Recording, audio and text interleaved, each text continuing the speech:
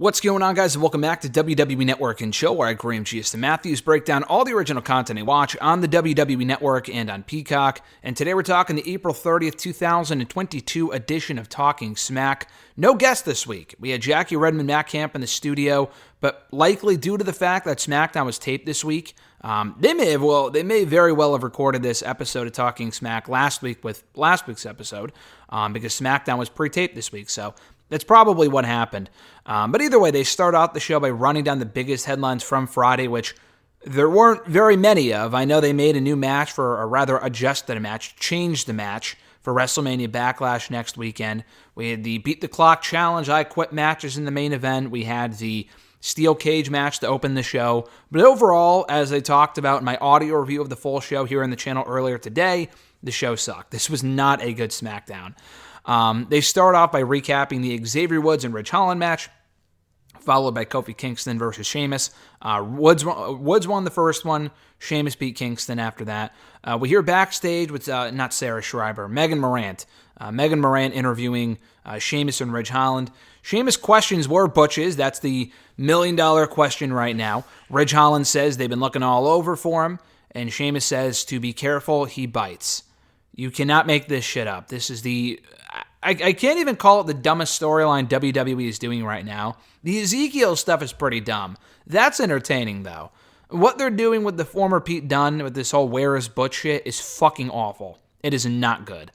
Back in the studio, Camp and Redmond promote next week's tag team tables match that will see the New Days of Woods and Kofi taking on Sheamus and Ridge in tag team tables action. That should be mildly entertaining, if nothing else.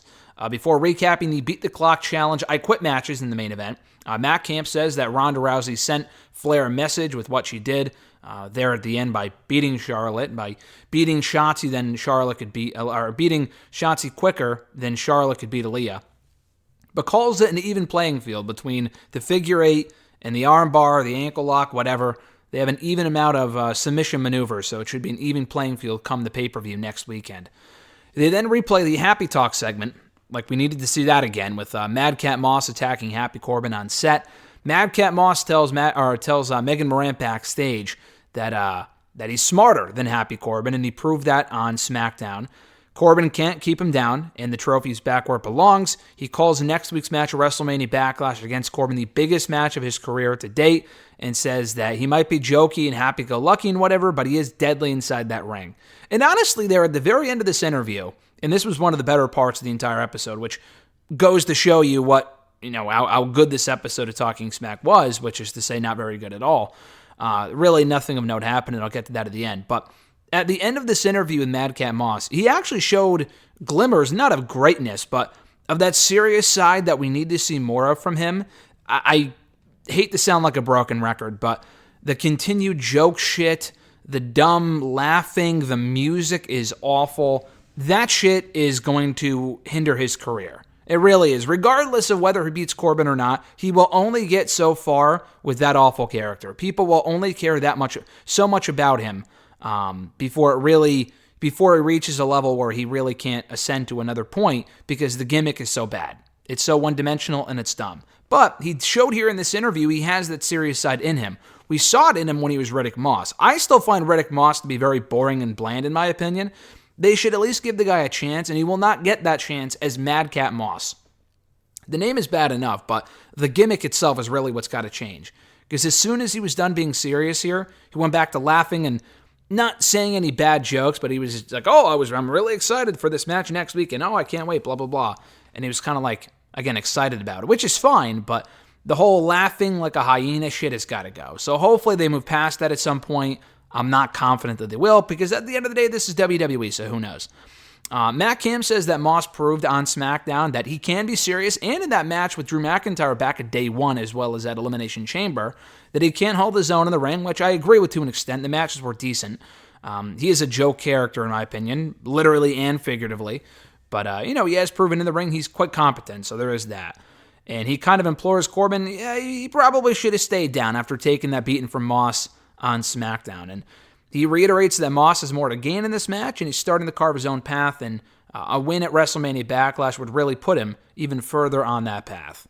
They then recap Drew McIntyre versus Sami Zayn inside the steel cage before recapping the contract signing with RK Bro and the Usos that ended in a brawl, and a now official 6-man tag team match for the next week's Premium Live event, which I fucking hate saying, but that's what they call it.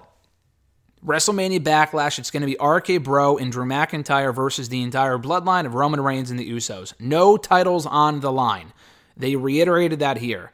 It was not an oversight on SmackDown. There are currently no titles on the line. We have Raw on Monday, SmackDown on Friday. They could always make it a winner-take-all match between now and next Sunday. I do not think they will, because why not just then announce it as a winner-take-all 6-man tag team match?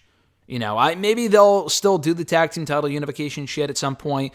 Maybe they got cold feet and they don't want to do it. Why they would even tease it and outright announce it for that show only to backtrack and say, hey, we're not doing it anymore, I don't know. I am glad they're not doing McIntyre and Roman next Sunday on a week-long build. I think that'd be fucking dumb. But to make a match that had high stakes and the tag team titles being unified to a regular old 6-man tag team match with no stipulation and no stakes, I'm not really sure why anyone should care. Even though it should be a good match and there's a lot of talent involved, that's not a pay-per-view worthy match. I'm sorry, it's not. And if it had stakes or stipulation, maybe, but currently it's not. And the worst part is that it's probably going to main event. For literally, that sounds like a fucking house show main event, I'm sorry. The Ronda and Charlotte stuff, for as cold as that feud is, really should be what's going on last. Even if Roman was defending the championship against someone like Shinsuke Nakamura, Ronda and Charlotte should go on last, in my opinion.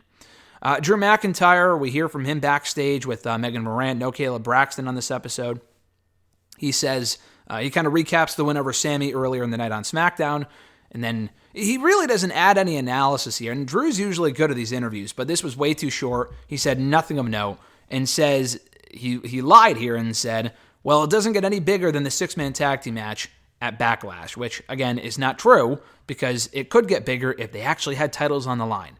It's great that they have star power in there, but with no titles on the line and no stakes and no stipulations, why the fuck should I care? I'm sorry. Camp mentions that the Bloodline are going to have the advantage in that 6-man tag team match, having been in 6-man tag team matches before. You know, the Bloodline being a cohesive unit. RK Bro and McIntyre are not, especially given that Orton and McIntyre had that bad blood over the WWE Championship just a few short years ago. He reiterates, as he did last week, that Drew wants the gold. And he could get that, not in this match as of now, but he could get the gold by winning this match and earning himself a future title shot, which, as I said I think it was in my SmackDown review earlier today, I had mentioned that it's laughable that Drew automatically wouldn't earn a title shot for the mere fact that, he's been undefeated in one-on-one action, I'm pretty sure, for like 6 fucking months. Since he lost to Big E in Saudi Arabia in October, he has not lost since then. He has beaten everyone he's been in the ring with, from Happy Corbin and Madcap Moss to Sami Zayn to even fucking Mustafa Ali, who's not even on the show anymore. He has beaten everyone they have put in front of him. Jinder Mahal, literally everybody. Ricochet. So why are we still pretending like he shouldn't be next in line? He should get a title shot right now. Again, I'm glad they're not doing it in a week-long build, but really they should have had Drew confront Roman the week after Mania, not do that whole shit where Roman just talked and nothing happened. They should have had Drew come out then, skip the whole Sammy shit, and give him a title shot of the pay-per-view. It's really not that difficult. Anyway, Matt Cam says that RK Bro and Drew are going to have to divide and conquer, as the Bloodline will do whatever it takes to win, and that was about it. Jackie just mentioned that she will not be on the shows next week. She has the Stanley Cup to cover, because she's a big NHL person, so she does that. I think she was doing that well before she did the WWE stuff, obviously. So she'll be off next week doing that. I know they may not even have, they will have a Talking Smack because the pay-per-view's on Sunday. Sometimes with the Saturday pay-per-views, they don't have a Talking Smack beforehand. They should next week. I don't know if she'd be on Raw Talk. She might be off the entire, I don't know when the fucking Stanley Cup is. I have no clue. So she probably will not be on Raw Talk. She didn't make a mention of that. So I'm not sure who would be filling in for her. Probably Scott Stanford or Sam Roberts or someone like that, Peter Rosenberg or whatever. So time will tell on that front. But at any rate, guys, thanks for checking out this review. I appreciate it. Nothing to note here from Talking Smack. This was one of the more throwaway editions, and every episode is pretty missable. But if you didn't catch SmackDown, first of all, don't. But second of all, this did a fine job of recapping everything, but without that extra guest on this episode. I mean, I'm glad we didn't get Jerry Lawler this week, but The show is a lot shorter, around 22 minutes. The interviews backstage were pretty pointless. Aside from the Madcap Moss one, which I thought was fine, the rest of them were pretty stupid. So, completely skippable show this week, even more than usual for Talking Smack. But again, thanks for checking out my review. I appreciate it. Be sure to like the video, drop a comment, share the video, and subscribe to the channel for more daily content. We'll have more videos going up tomorrow. Today we had this review, obviously, my SmackDown audio review. And on Sunday, I'm going to be putting up very likely my 2K22 gameplay video, playing as the latest DLC in the game, Umaga, Yokozuna, and those guys.